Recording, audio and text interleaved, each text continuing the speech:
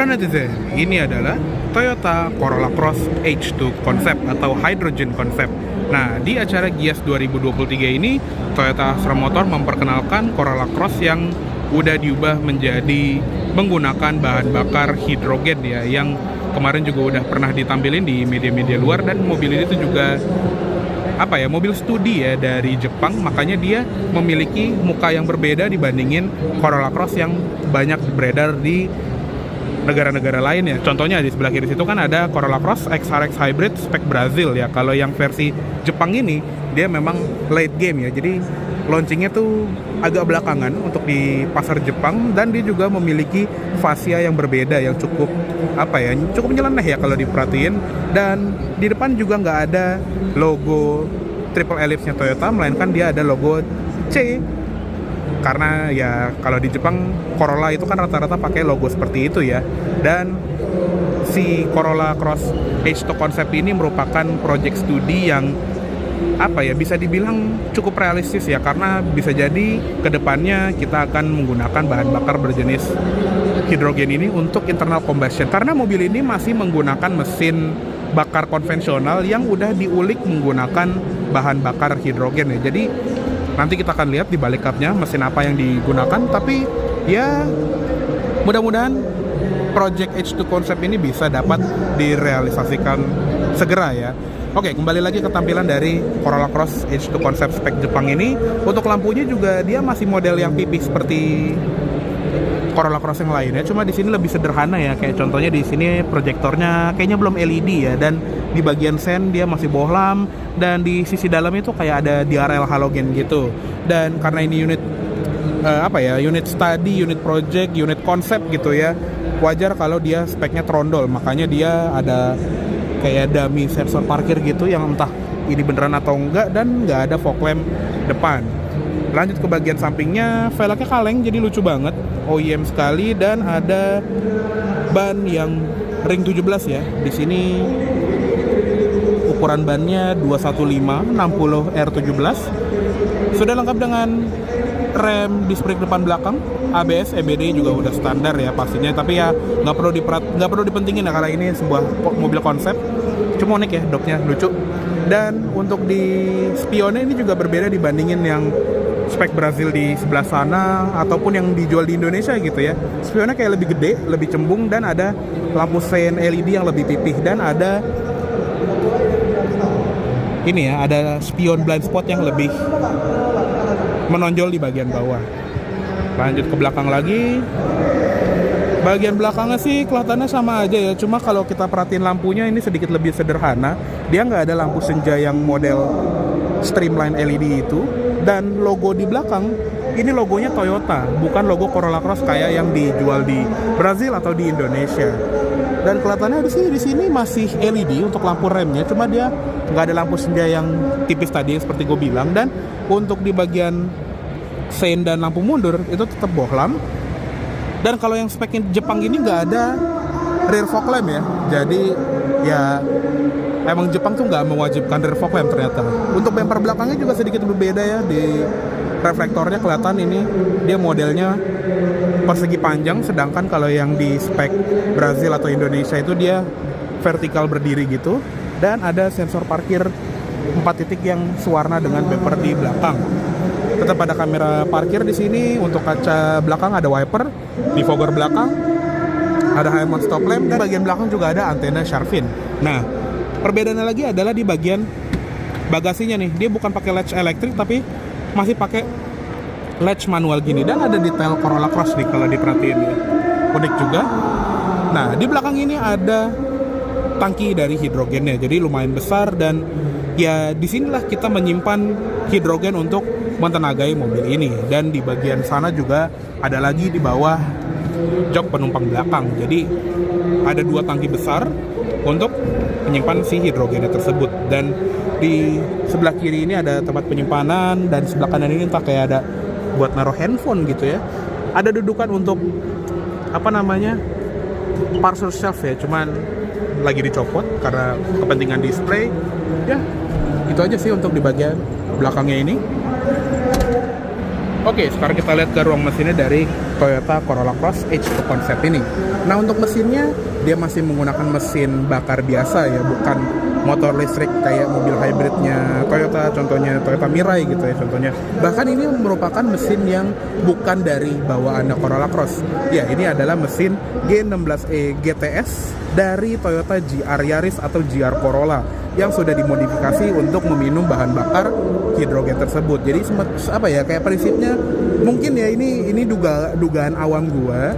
Jadi hidrogen yang dari tangki itu kan berbentuk gas dan diubah menjadi semacam bentuk cairan kali ya, lalu disemprotkan ke dalam ruang bakarnya. Ini dugaan gua. Jadi ya buat apa ya, spek lengkapnya kalian bisa baca sendiri di internet lah cara kerjanya bagaimana. Dan untuk mesin standarnya G16E GTS ini dia tenaganya 267 PS atau 300 PS di GR Corolla dan torsinya 370 Nm untuk di GR Corolla yang sama-sama juga dipajang di Gias 2023 ini.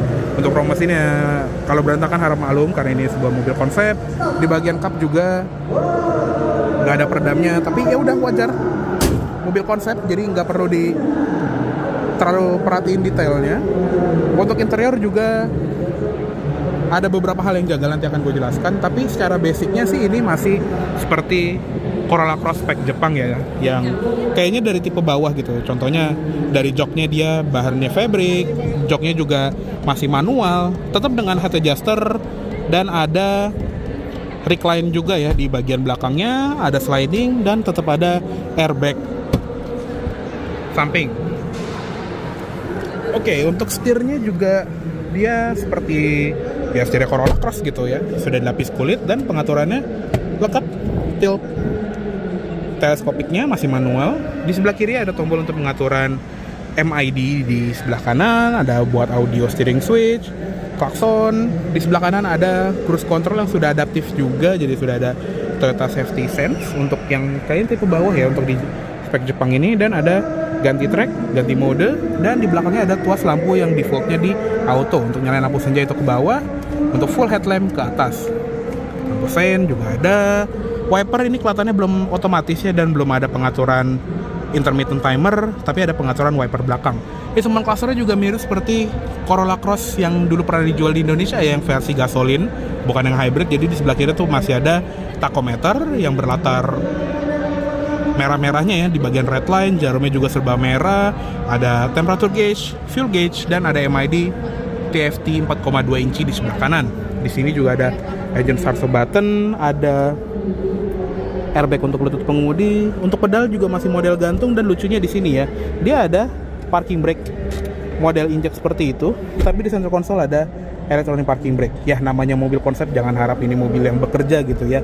Tapi di sini kelihatannya ada footstep untuk menaruh kaki kiri. Di sebelah kanan ada headlamp leveling, ada auto high beam, dan ada kayak semacam slot untuk ETC yang ditutupin ya. Wajar karena tipe bawah kelihatannya. Ini ada tuas pembuka kap mesin juga, ada ventilasi AC pengemudi juga. Untuk di bagian door trim depan ya plastik keras ya, bukan soft touch seperti yang di Indonesia. Ada soft touch di bagian armrest, grab handle-nya juga plastik bahannya, handle-nya juga bahkan nggak ada silvernya. Untuk switch power window auto di semua sisi ya, cuma yang kelihatan ada lampunya cuma di sisi pengemudi aja. Ada central locking, window lock, pengaturan spion dengan pelipatan elektrik juga. Door pocket dia lumayan besar, ada cup holder dengan speaker, ada tweeter di bagian situ. Sun visor atas juga ada cermin dengan card holder, tapi nggak ada lampu kayak di Indonesia ya. Ada mikrofon buat nelpon, grab handle, seatbelt bisa diatur naik turun, dan ada SRS curtain airbag juga. Untuk di spion tengah dia ada pengaturannya untuk manual dimming. Di sini juga ada klaster atas yang ada lampu bacanya dan kelihatannya sudah LED ya, beda sama yang spek Brazil yang udah kita ulas. Dan di bagian sini juga ada switch tombol SOS ya, yang ditutupin cover biar nggak sengaja kepencet. Ada sun visor penumpang yang ada cerminnya tapi nggak ada lampu. Ada grab handle, seatbelt dengan head adjuster, headrest dengan head adjuster juga.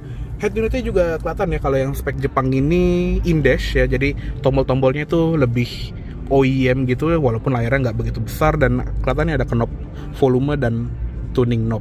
Di bawahnya ada ventilasi AC, di tengahnya ada tombol lampu hazard, dan AC-nya sendiri dia single zone automatic climate control, jadi tetap auto tapi cuma satu zona suhu aja, nggak kayak spek Indonesia atau spek Brazil yang udah kita ulas kemarin yang dual zone. Jadi knob kiri ini untuk fan speed, ada untuk temperatur, AC, sirkulasi udara, eco heat and cool, zona AC, defogger depan, defogger belakang, dan defogger spion, serta untuk off.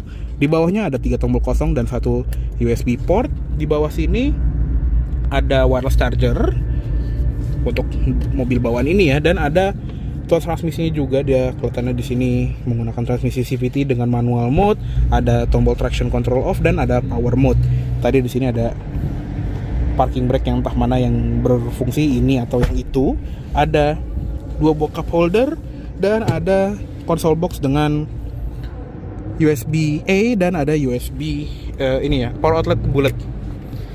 Serta untuk di bagian dashboard ini juga soft touch, ada airbag untuk penumpang depan, dan glove boxnya soft opening. Dan untuk mobil Jepang dia ada holder untuk swar ya, atau flare yang warna merah itu.